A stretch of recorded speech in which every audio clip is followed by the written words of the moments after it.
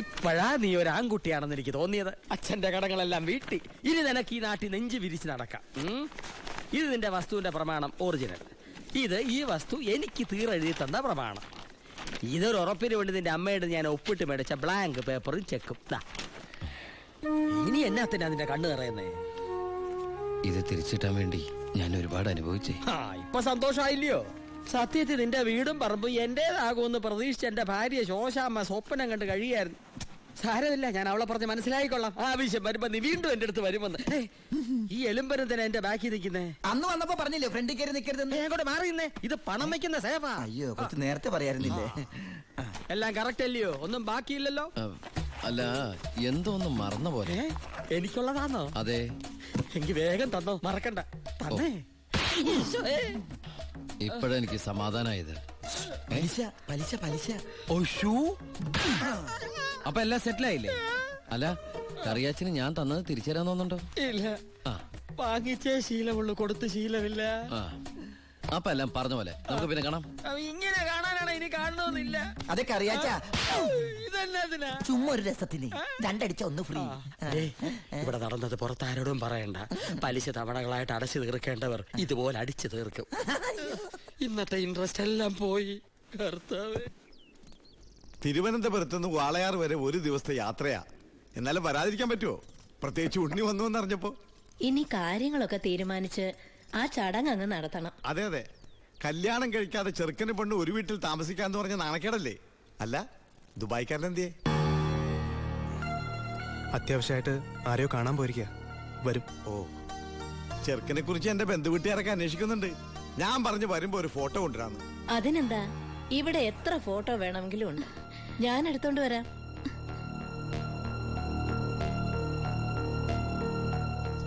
അമ്മേ, ഫോട്ടോ ഒന്നും കൊടുത്തു വിടണ്ടമ്മേ. അതെന്താ? ചെറിയമ്മ ഓരോ കുറ്റവും കുറവൊക്കെ പറഞ്ഞു തുടങ്ങിയ. ഓഹോ, എനിക്ക് വേണ്ട, കൊടുക്കണ്ട. എന്റെ ഉണ്ണിയന്റെ ഫോട്ടോ. ഇത് പരമശിവല്ലേ? പരമശിവോ? ഇതെന്റെ ഉണ്ണിയേട്ടനാ. 4 കൊല്ലം സെൻട്രൽ ജയിലിൽ കിടന്ന പരമശിവത്തെ എനിക്കറിയില്ലേ? വെറുതെ അല്ല 10 കാശ് ശ്രീധരൻ വേണ്ടാന്ന് പറഞ്ഞ് ഗോപിയെ പിടിച്ചവിടെ നിർത്തിയത്. കൊലയാളിക്ക് വേറെ ആര് പെണ്ണു കൊടുക്കാനാ? എന്തൊക്കെയാണ് പറയുന്നത്? ഇത് ദിവാകരൻ ഉദ്ദേശിക്കുന്ന ആളല്ല. അതെ, വീട്ടിൽ കയറി വന്ന് എന്റെ ഉണ്ണിയെ കുറിച്ച് അനാവശ്യം പറഞ്ഞാലുണ്ടല്ലോ. തർക്കിക്കണ്ടമ്മേ. ശരിയാ മോനെ, ദുബായിന്നും പറഞ്ഞ് നമ്മളെയൊക്കെ പറഞ്ഞു പറ്റിക്കായിരുന്നമ്മേ ഏട്ടൻ. അയ്യോ,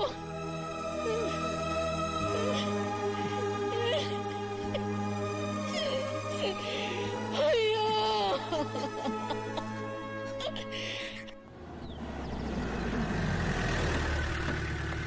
അമ്മേ, അമ്മേ, എടുക്ക. ആ കറിയാച്ചിന് കൊടുക്കാനുള്ള കാശ് മുഴുവൻ ഞാൻ കൊടുത്തു തീർത്തമ്മേ. ഇനി എന്റെ അമ്മയുടെ പേരിൽ ഒരു ബാധ്യതയില്ല. ദാ നമ്മുടെ തറവാടിന്റെ ആധാരം കണ്ട. എന്താ ഭാരതിയമ്മയ്ക്ക് സന്തോഷായില്ലേ? നീയാണോടാ പരമശിവം?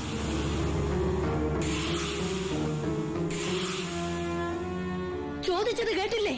നീയാണോ പരമശിവം? അമ്മേ, ആരതൊക്കെ? നീ പരമശിവല്ലെന്ന് എന്റെ മുമ്പിൽ വെച്ച് പറയണ നിന്റെ അമ്മയോട്. സാർ, ഈ പാവം പെൺകുട്ടിയുടെ ജീവിതം തകരാതിരിക്കാൻ ഈശ്വരനായിട്ട് അറിയിച്ച തന്നെ. അമ്മേ, അമ്മ കരുതുന്ന പോലെ ഒന്നും ഞാൻ അമ്മ എല്ലാം ഞാൻ അവസാനിപ്പിച്ചു. ഇനി ഒരു തെറ്റ് ഞാൻ ചെയ്യില്ല. വേണ്ട, എനിക്കൊന്നും കേൾക്കണ്ട. നിന്നെ പോലൊരു മകനെ എനിക്ക് വേണ്ട. നിന്നെ കാണുന്നത് തന്നെ എനിക്ക് പേടിയാ.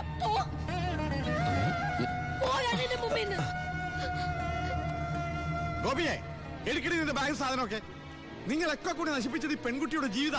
ഇനി ആര് കെട്ടുള്ളേ? അവള് വരുന്നില്ല. ഗോപിക എന്റെ മോനെ കൊണ്ട് കെട്ടിച്ചോളാമെന്നാണ് ഞാൻ നിങ്ങളോട് വാക്ക് പറഞ്ഞത്. അത് തന്നെ നടക്കും. എനിക്ക് ആ മക്കള് 2. അമ്മേ,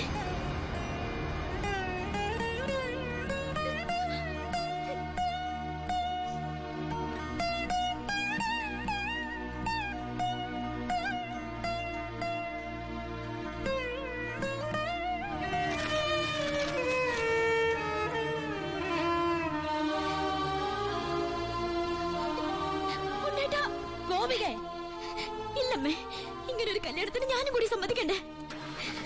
നിങ്ങളൊക്കെ കരുതുന്ന പോലെ ഉണ്ണിയേട്ടൻ എന്നെ ചതിച്ചിട്ടില്ല. എല്ലാം എല്ലാം എനിക്കറിയായിരുന്നു. നിങ്ങൾക്കൊക്കെ വേണ്ടിയ ഉണ്ണിയേട്ടൻ.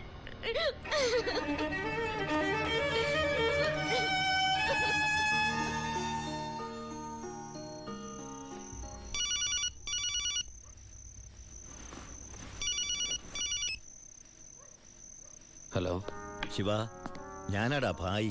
ആ എന്താ ഭായ്? എനിക്ക് അത്യാവശ്യമായിട്ട് നിന്നെ ഒന്ന് കാണണം. ഞാൻ ഗസ്റ്റ് ഹൗസിലുണ്ട്. ആ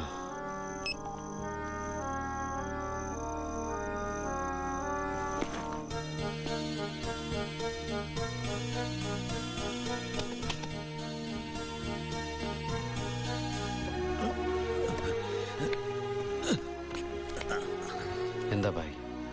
എന്റെ മോൻ അവനൊരു എഴുത്തിയാട്ടക്കാരനാണെന്ന് നിനക്കറിയാമല്ലോ. നിന്നോടുള്ള വാശി തീർക്കാൻ അവൻ ലോഡുമായിട്ട് പോയി. പോലീസ് പിടിച്ചു. അല്ല, നിന്റെ അനിയൻ പിടിച്ചു. അവൻ എന്നോടുള്ള പക തീർക്കും. എനിക്കെന്റെ മോനെ വേണം.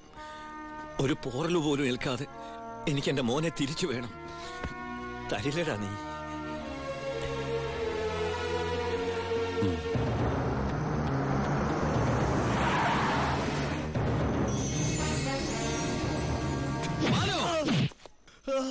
തൊട്ടുപോരുന്നവനെ.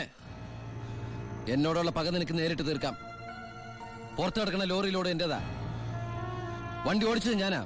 എവിടെ വേണമെങ്കിലും എഴുതി ഒപ്പിട്ട് തരാം. പരമശിവത്തിന് സെന്റിമെന്റ്സോ? സ്വന്തം കുടുംബത്തോടില്ലാത്ത സ്നേഹം ലോക്കൽ ക്രിമിനലിനോട്. മാലു, നോ.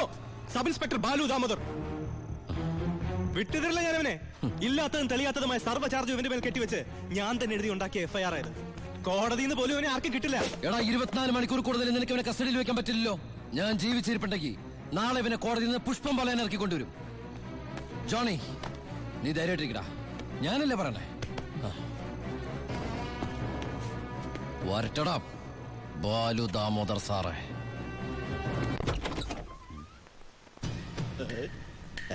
എന്താ അവർക്ക് പാതിരാത്രിയിൽ? നമ്മളൊക്കെ രാത്രിയിലെ യാത്രക്കാരല്ലേടാവേ. മോളെ പോയി കിടന്നു, ഞങ്ങള് അല്പം സംസാരിക്കണേ. ഒരു ഗോൾഡൻ ചാൻസ് ഒത്തു വന്നിട്ട് എന്നതാടാവേ എന്നെ ഒന്നും അറിയിക്കാതിരുന്നേ. ആ ഭായിയുടെ മോനെ നിങ്ങളുടെ SI പിടിച്ച് അകത്തിട്ട കാര്യം അപ്പനെ പറയുന്നേ. കൊറേ കാലമായി ആ പരമശിവന്റെ തലേ കയറി നിന്ന് ഇറങ്ങാൻ തുടങ്ങിയിട്ട്. സാറ് വിചാരിച്ച നമുക്ക് നാളത്തെ പത്രത്തിൽ ഒരു സന്തോഷ വാർത്ത വായിക്കാം. പോലീസ് മർദ്ദനം, പ്രതി കൊല്ലപ്പെട്ടു, SIക്ക് സസ്പെൻഷൻ. പിന്നെ ആ SI ഭായി ജീവനോടെ വെച്ചേക്കൂ? ഇല്ല. SIക്ക് എന്തെങ്കിലും പറ്റിയാൽ ആ പരമശിവൻ ഭായി ജീവനോടെ വെച്ചേക്കൂ? ഇല്ല. എല്ലാം താൻ വിചാരിച്ചാലേ നടക്കൂ. പോലീസ് കസ്റ്റഡി കിടക്കുന്ന പ്രതിയെ നടക്കില്ല അവർക്ക്. നടക്കും. എടാ പൊന്നുമോനെ, ഒന്ന് പറഞ്ഞു വിടാവേ. സാർ സിറ്റി ബസ് സ്റ്റാൻഡിനടുത്ത് ഒരു 50 സെന്റ് സ്ഥലം നോക്കി വെച്ചിട്ടില്ലേ? അത് മേടിക്കണ്ടേ ഭാര്യയുടെ പേരിൽ? അതിലൊരു ഷോപ്പിംഗ് കോംപ്ലക്സ്. സാറിന്റെ സ്വപ്നല്ലേ?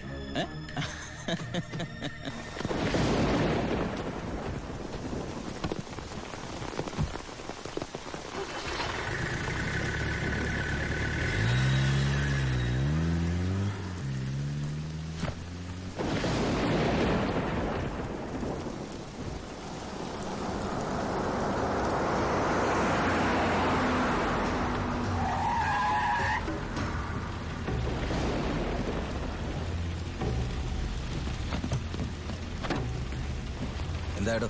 SI സാർ ഇപ്പോഴാ വീട്ടിലേക്ക് പോയത്. സാർ പറഞ്ഞതുപോലെ പോലീസുകാരെയൊക്കെ നൈറ്റ് ഡ്യൂട്ടിക്ക് അയച്ചു. ഇയാള് അവൻ നമ്മുടെ ആളാ.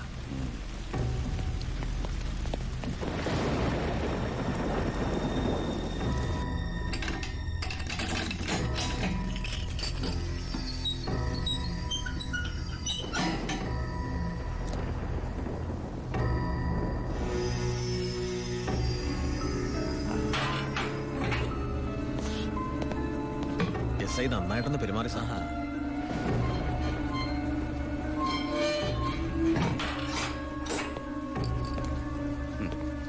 ഈ പരുവത്തിൽ നീ ഇനി ജീവിച്ചിരുന്നിട്ട് എന്താ കാര്യം?